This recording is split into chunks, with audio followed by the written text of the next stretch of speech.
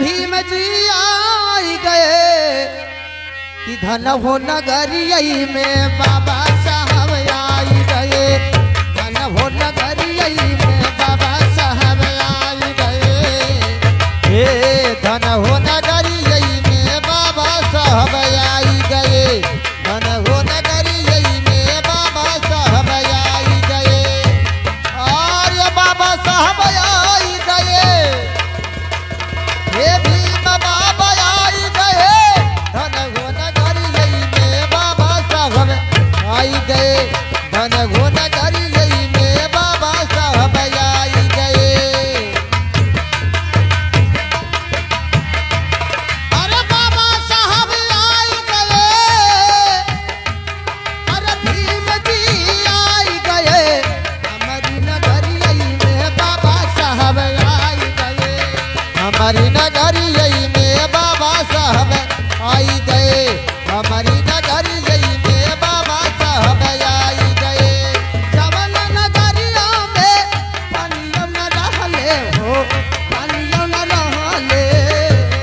और जवन नगरिया में पानियों न रहले हो, पानियों न रहले।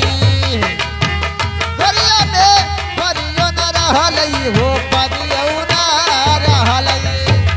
अरे जवन नगरिया में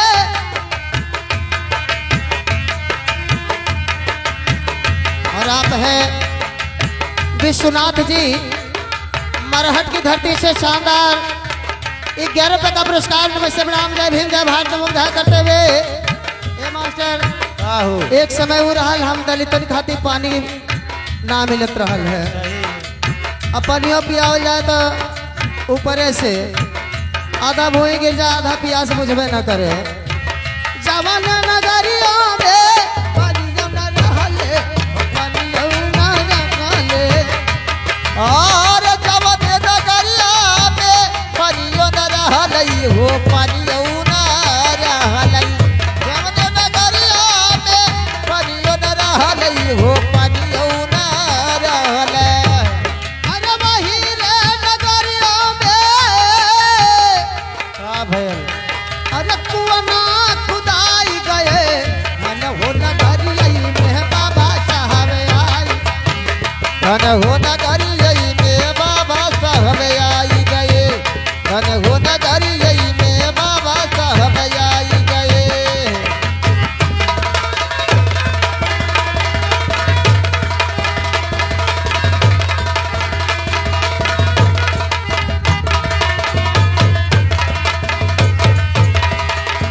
धन हो नगरियई में बाबा साहब आई गए।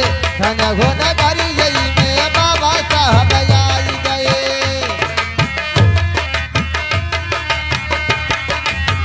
जवन नगरिया में शिक्षा न रहली हो, शिक्षा न रहली। हे जवन नगरिया में शिक्षा न रहली, शिक्षा न रहले। जवन नगरिया में शिक्षा न रहली हो, शिक्षा न रहले। जवन नगरिया में शिक्षा न रहली हो, शिक्षा न रहली। शिक्षा न रहले। आज बिरजू बाबू अगर हमारी आवाज सुनते हो तो जरा सिंगार खोली में आ जाए बिरजू। शिक्षा न रहली। अरे शिक्षा न रहली। जवन नगरिया में शिक्षा न रहली हो, शिक्षा न